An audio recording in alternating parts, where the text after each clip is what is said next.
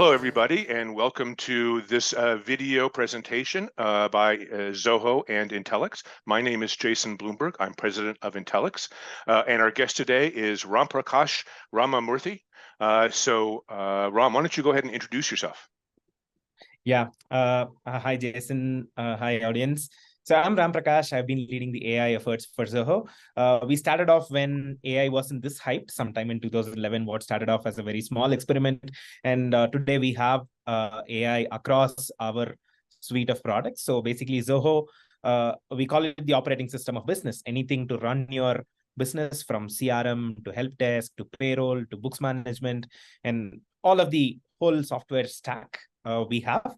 And I am responsible for shipping AI across this suite of apps. So broadly, we have three divisions in Zoho where we do statistical machine learning, computer vision, and natural language processing. So I have worked across the stack from statistical machine learning to natural language processing. And at Zoho, we are a very privacy-friendly company. So we have built and delivered a lot of AI modules with very good privacy levels. And since we target a lot of small and medium businesses, we have also built models that are like really small, right? Even with little amount of data, the model will be as good as something trained on a huge amount of data. So this is pretty much about me. I lead the AI stack with privacy at heart and models that are really small. So even small and medium businesses can get started with AI. That's about me. So you mentioned statistical machine learning, natural language processing, computer vision. These are all parts of the AI story. It'd be great if you could sort of clear up what is the difference among these. So I think a lot of people think that machine learning is the sum total of AI, but obviously it's not. So I'd like your take on sort of the differences. Yeah, well, so statistical machine learning is more like, what we call is, it is like statistics with a fancy marketing team. So things like anomaly detection, forecasting, looking at patterns and then trying to figure out the patterns, or trying to figure out if it is a frequent pattern or a random pattern or an unseen pattern and things like that. So that is basically statistical machine learning, where you capture events, you try to correlate them, you try to forecast them, you try to find out root causes of events that have happened in the current time, and then you look at the past to find out the root cause, things like that. So statistical machine learning was one of the earliest ML things that came into existence, because technically ML is all about looking at past data and then inferring something about the future or the present. So statistical machine learning is where even we started it. Today we have advanced it to things like multivariate anomaly detection, like you have multiple variables and we study how these variables interact with each other, then find out anomalies. And then multivariate forecasting, where you can do what if analysis. So what if I price the product, I increase the price of this product by $5? Will I have the same revenue? Will I have the same number of customers coming in? So you can run a lot of simulations, and then it goes on to things like digital twins and whatnot. So this is about statistical machine learning. Then coming into computer vision, basically, since we do software for businesses, the place where computer vision, generally they explain computer vision as cat and dog classifiers, but we don't have space for cat and dog classifiers in enterprise software. So we are looking at it from a document intelligence perspective. Today, even though a lot of documents are generated digitally, but when they are transmitted across businesses, across business divisions, they're actually transmitted in the analog format, right? So you can have a PDF, or you go buy something in a shop and then they give you a receipt. Even though that receipt is digitally generated, you have a hard copy of it. And then let's say you're expensing it to your company. You're on a business trip and you're expensing it to your company. You take a photo of it and then you upload it into an expense management tool. So I don't think anybody is a big fan of doing expenses, right? So now we built a module where the receipts can be auto-extracted by just taking a photo of the receipt, and then all the values can be populated. Now apply this to a variety of business use cases. It can be an invoice, it can be a purchase order, or let's say you're running an insurance thing and you have ID cards coming in. Now, all with privacy at forefront. This is one place, document intelligence is one place where we have put computer vision to best possible use. And of course, other things like identifying objects. And then, like, let's say when you search for an image, let's say you go to a conference and you take photos of slides and then you add it to your notes. And now when you want to find out that slide where they talked about computer vision, so you just search for computer vision, that image turns up. So these are places where we see the use of computer vision in enterprise software. And the last part, natural language processing. This is where it gets interesting. So natural language processing, we have built a stack where we have grammar, we have grammar error correction detection, we have translation.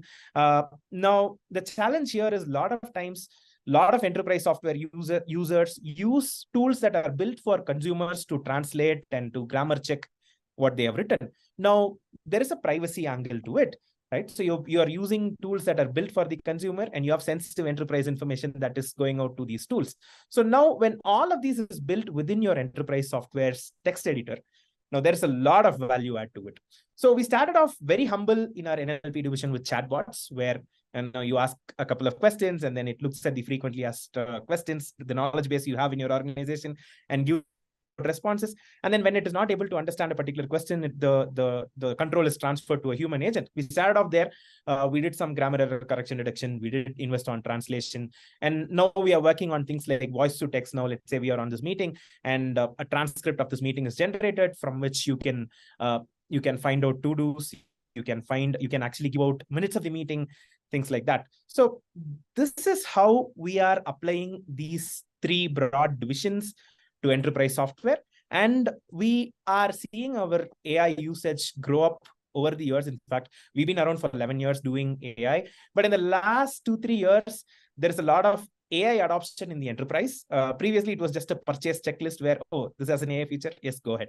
But now, especially post the onset of the pandemic, we are seeing our AI usage levels go up. Well, there's a lot going on in AI, both at Zoho and in the industry at large. What do you feel, as an expert in the space, is the most interesting part of this AI story today? I mean, there's a lot going on. Machine learning maybe not as interesting, but some of this natural language processing is more interesting than I thought. So what do you find the most interesting? Yeah, Jason. So one thing I see is the hype has kind of died down. Right. So previously there were AI summers and then AI winters, but now I think AI has become one of the mainstream technologies. And the other interesting thing I see, I think there has been a lot of noise around it.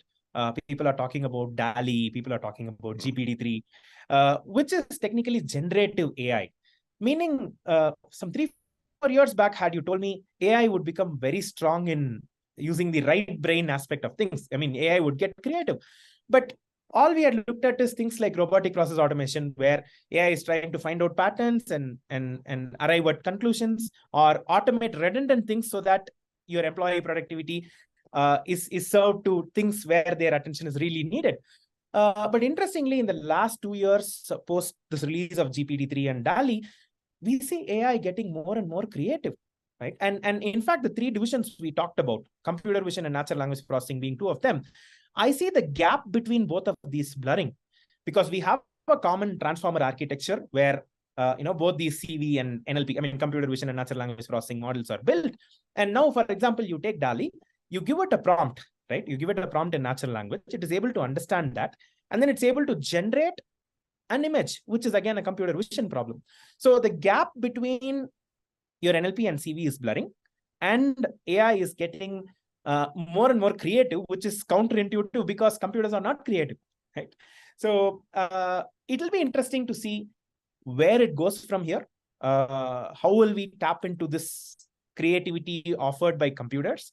What will it do to things like arts and the creative field in general? It'll be interesting to watch. Yes, this notion of AI being creative, this is definitely a point of controversy. You get people on both sides of this argument. I mean, DALL-E, where you put in a sentence, out comes some sort of original image, but it's original image based upon elements that were fed to it as part of its training regimen. The same with this AI that generates articles, right? We see, articles or even novels now. The AI can generate a whole novel. And then the question is, well, is that really being creative, or is it assembling pieces from its training material? And there's AI can even generate computer code. It's the same idea. Is it really just assembling pieces that may now be under copyright, and then there's controversy on that point.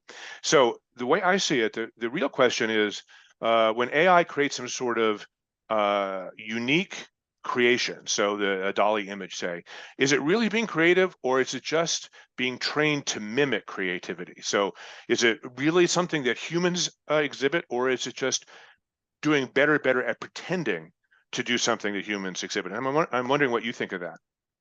Yeah, I think, the creative is just by looking at the results, but technically, if you look at it underneath, I mean, we have had GANs for over the years, generative adversarial networks, where they look at past data and then they try and mimic the past data.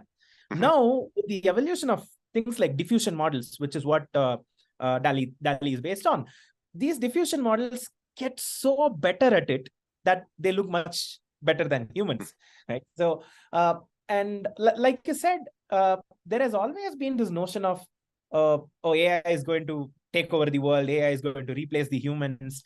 But I would say it's a natural evolution of software. For example, 10, 15 years back, when not 15 years back, maybe even 30 years back, when databases started evolving, it was superhuman to search through, let's say, millions of records in sub-second latency, right? So even today, it is a natural evolution of that thing. We didn't call it like, oh, this database is going to replace humans and all that. The same way, today's software has evolved to understand text, to generate images. It is only as good as your training data. So if you see, and then recently there was this lot of noise about AI becoming sentient and all that. So whenever I read such articles, I always ask to myself, can matrix multiplication ever become sentient? No. And if you see things like DALL-E, the entry barrier to creating something like DALL-E is very high. You need tons of data, tons of compute to create something like DALL-E today, which is not possible for most individuals and most businesses right now, because again, you need like terabytes of data, gigahertz of computing power stretched over months and so on. So what I would say is, I see this as a natural evolution. Basically, these models have gotten better to mimic their training data and then combine these training data. For example, when I say something like an astronaut riding a unicorn, right? Mm-hmm. So it knows it has training data with images of astronauts and then with images of unicorns, and finding the way to combine both of these is what this model's uniqueness is. And coming to your second point on copyrights and things like that, I see this to be commoditizing art, right? So for example, we had photography. Photography is an art. Let's say 50 years back, photography was done only by professionals. And then we had point and shoot cameras. And then today we have iPhone cameras that are as good as your DSLRs and your professional camera equipments. Now, if you see that has been commoditized and just photos were taken. And then we had Instagram coming in where you can apply filters just by doing a touch, you can apply a different filter.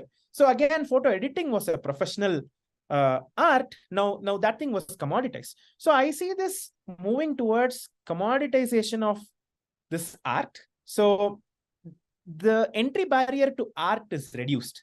So that is one way of looking at it. When you see things like AI generating code, I don't see it to replace programmers, but I see it to be augmenting programmers, helping them identify errors even before the code is committed to the repository, helping them prevent mistakes by looking at their past data. Because any technology company has a wealth of code, right? Everybody has like tons of lines of code that is lying idle in their repository. So it only makes sense to put them into use and help the newer programmer who is coming in by generating stuff.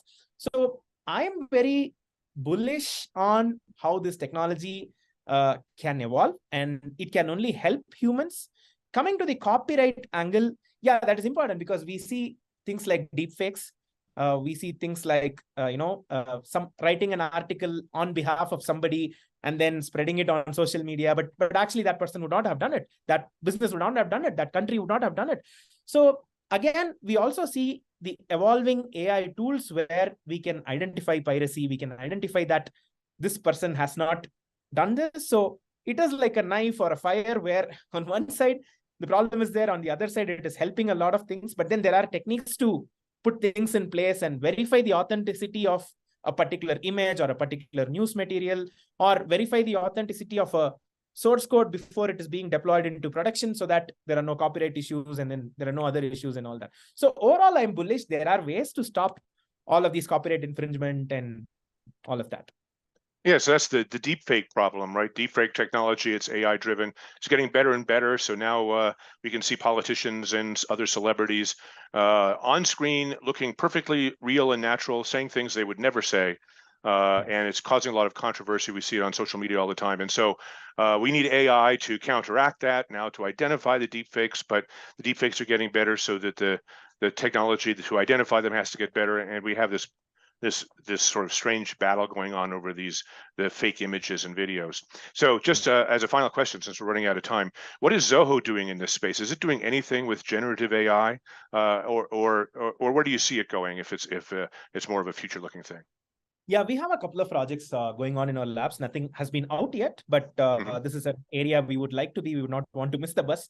So think of things like, for example, there is Zoho Commerce, where we enable very small and medium business sellers to use our e-commerce platform and then sell things. Now, professional photography for the products they sell might be very expensive. Now, they will just have the photo of the, let's say, somebody selling some handicraft from India.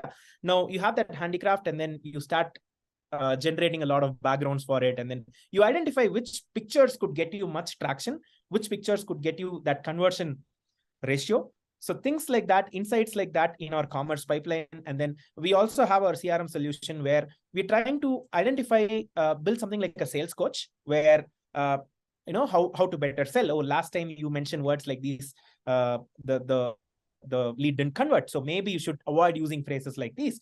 So things like that, where it can help people do better at what they do. So that is where we see a lot of these generative use cases coming in, and things like in our BI engine, Zoho Analytics.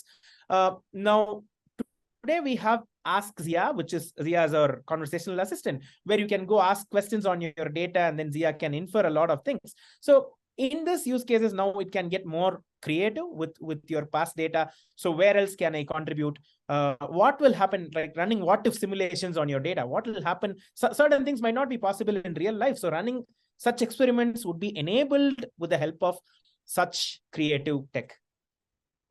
Well, very good. That I'm pretty excited about what's coming down the road at Zoho. So we're out of time, so we should wrap up. Thank you very much to Ramamoorthy, Director of AI Research at Zoho Corporation. I'm Jason Bloomberg, President of Intellyx, and thanks for tuning in.